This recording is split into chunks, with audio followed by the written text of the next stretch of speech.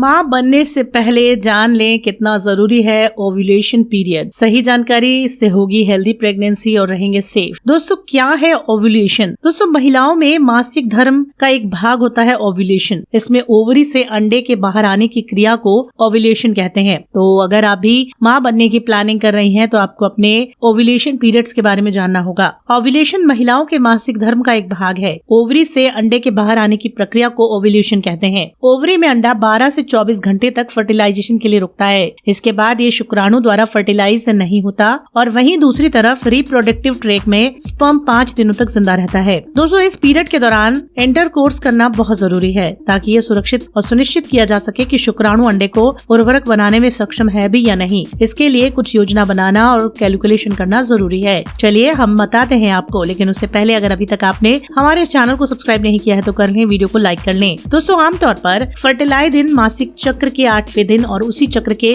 19वें दिन के बीच होता है, जहां आपके पीरियड्स का पहला दिन आपके चक्र का पहला दिन माना जाता है। हालांकि हर महिला में ये अलग अलग होता है। पीरियड शुरू होने के 10 से 16वें दिन ओव्यूलेशन शुरू हो जाता है। तो ऐसे में यदि आपका मासिक धर्म चक्र 28 दिनों का है तो इसे कैलकुलेट करना आसान होता है। जब आप ओव्यूलेशन प्लानिंग ठीक से करेंगी तो पार्टनर के साथ सही समय पर शारीरिक संबंध बनाने पर गर्भधारण की संभावनाएं बढ़ जाएंगी। अब बात करते हैं ओव्यूलेशन के लक्षणों की, जैसे विजाइनल डिस्चार्ज, शरीर का तापमान, टेंडर ब्रेस्ट, पेट दर्द, बहुत सारी चीजें होती हैं। लेकिन फिर भी एक बहुत ही सामान्य लक्षण ये है कि ओव्यूलेशन के दौरान आपके खाने की प्राथमिकताएं बदलती हैं और ये बदलाव सबसे ज्यादा नमकीन खाद्य पदार्थों से संबंधित होता है। Indian journal of physiology and pharmacology में प्रकाशित एक अध्ययन के अनुसार पीरियड के दिनों में होने वाले हार्मोनल लेवल के बदलाव के साथ ही महिलाओं में नमकीन चीजों को खाने के प्रति तीव्र इच्छा होती है। वास्तव में नमकीन चीजों के प्रति क्रेविंग ओव्यूलेशन के समय बढ़ जाती है। 55 महिलाओं में खाने पीने की इच्छाओं में आए बदलाव और क्रेविंग्स पे किए गए अध्ययन के अनुसार ये पता चलता है कि पीरियड जो ओव्यूलेशन के ठीक बाद शुरू होती है और पीरियड की शुरुआत के साथ समाप्त होती है, ऐसे में महिलाएं नमक अधिक खाने लगती हैं। एक और निष्कर्ष के अनुसार मासिक धर्म चक्र के फॉलिक्यूलर और ल्यूटिल फेज में महिलाओं के हाई लेवल में एस्ट्रोजन और प्रोजेस्टेरोन सर्कुलेट होता है। ये हार्मोन सॉल्ट इंटेक के लिए जिम्मेदार होते हैं। एक और अध्ययन से पता चलता है कि पेरी ओव्यूलेटरी फेज के दौरान महिलाओं में नमक के प्रति क्रेविंग्स बढ़ जाती है और ऐसे में जब एंड्रोजन हार्मोन का स्तर अधिक होता है जो कि मेंस्ट्रुअल फेज के दौरान कम होता है, तब इन हार्मोन का स्तर कम होता है। अब जानते हैं गर्भधारण का सही समय। गर्भधारण का मतलब है कि आप नमक या नमकीन चीजों को खाने की इच्छा तीव्र उठती है। इससे मालूम चलता है कि आप अभी अभी ओव्यूलेशन से गुजरी हैं या फिर आपकी ओवरी से अंडे रिलीज हुए हैं। ऐसे में अगर आप माँ बनने की योजना बना रही हैं तो आपके पार्टनर के साथ एक रोमांटिक रात बिताने की योजना बना सकती हैं। इससे शुक्राणु जब निकलेंगे तो अंडों से मिलेंगे, इससे गर्भधारण की संभावनाएं बढ़ जाएंगी। तो जब भी आप माँ बनने की योजना बनाएं, अपने सॉल्ट क्रेविंग्स पर नजर रखें, खासकर अपने मेंस्ट्रुअल फेज के समय। हालांकि ओव्यूलेशन को समझने के लिए आप अपनी क्रेविंग्स पर निर्भर रहना ठीक नहीं है। इसके कई और लक्षण है जिस पर आपको ध्यान रखना जरूरी है। तो माँ बनने की योजना पर अगर आप पानी नहीं फिराना चाहती हैं तो कई और लक्षण है जिस पर आपको ध्यान रखना बहुत जरूरी है। तो ये बहुत अच्छी जानकारी हमने आपको दी। इसके अलावा दोस्तों बता दें आपको कि जी हाँ, अगर आप माँ बनना चाहती हैं तो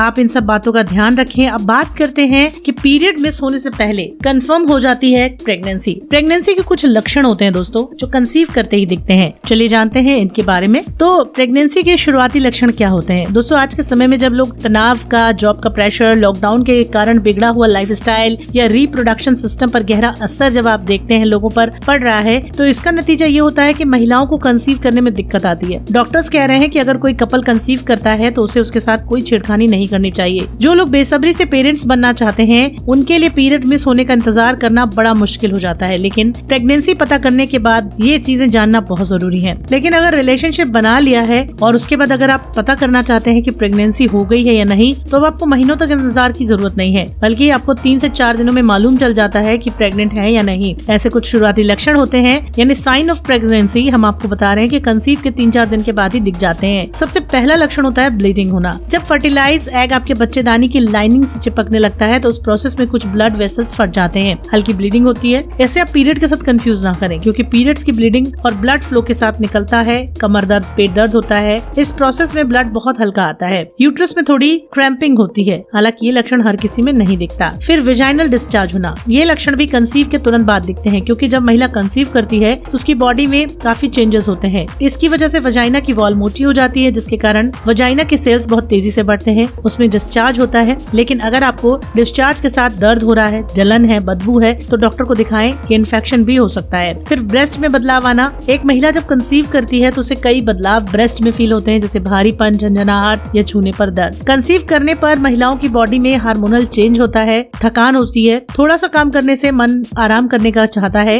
महिलाओं को दिन भर खड़े रहने में भी दिक्कत फील होती है। इसके अलावा मॉर्निंग सिकनेस, हालांकि ये लक्षण पीरियड मिस होने के कुछ दिन बाद दिखता है। मॉर्निंग सिकनेस कुछ महिलाओं को सुबह के बजाय दोपहर या शाम में हो सकती है, जैसे उल्टी होना, जी मचलाना, सब्जी छौंकने पर बदबू जैसा फील होना। तो ये सारे लक्षण हैं जो एक महिला में दिखाई दे सकते हैं। इसी के साथ बताते हैं आपको कि अगर कंसीव कर चुके हैं तो भूलकर भी ये काम नहीं करने हैं। सबसे पहले यह है कि आप धूम्रपान बिल्कुल ना करें। तो जिन महिलाओं के शरीर में बच्चा जन्म लेने की संभावना पता चल चुकी है कि वो माँ बनने वाली हैं, तो ऐसी माताओं को धूम्रपान बिल्कुल नहीं करना चाहिए, क्योंकि धूम्रपान करने वाली महिलाओं के जो बच्चे हैं उनमें लर्निंग डिसेबिलिटी ज्यादा हो जाती है, वो लर्निंग डिसेबिलिटी का जोखिम ज्यादा रहता है। और धूम्रपान करने वाली महिलाओं से पैदा होने वाले बच्चे कम उम्र में धूम्रपान करने की कोशिश भी करते हैं, क्योंकि उनके शरीर में निकोटिन की लत जो है वो पहले से ही मौजूद होती है। इसके अलावा शरीर के और भी कुछ चीजें जैसे ध्यान रखना जरूरी है। शराब, अब बात करते हैं शराब की। बच्चे को शराब काफी नुकसान पहुंचा सकती है, तो अगर पेट में बच्चा आ गया है तो बिल्कुल भी अल्कोहल का सेवन ना किया जाए, क्योंकि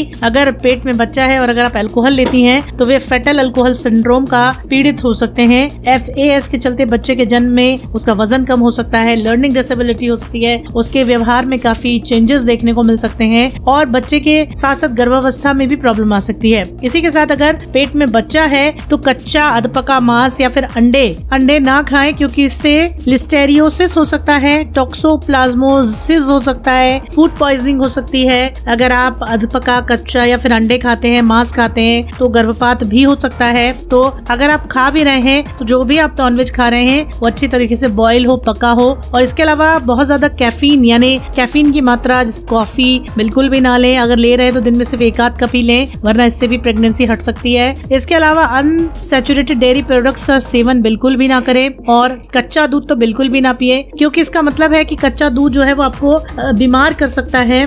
कच्चे दूध में लिस्टेरिया नाम का बैक्टीरिया पाया जाता है, जो कई बीमारियों के साथ साथ आपका गर्भपात भी करवा सकता है। तो ये सब बिल्कुल ना करें, खाएं पिएं, ध्यान रखें। तो अपनी सेहत का रखें बिल्कुल ख्याल और अपनी प्रेगनेंसी का रखें ख्याल। अगले वीडियो में मिलते हैं, धन्यवाद।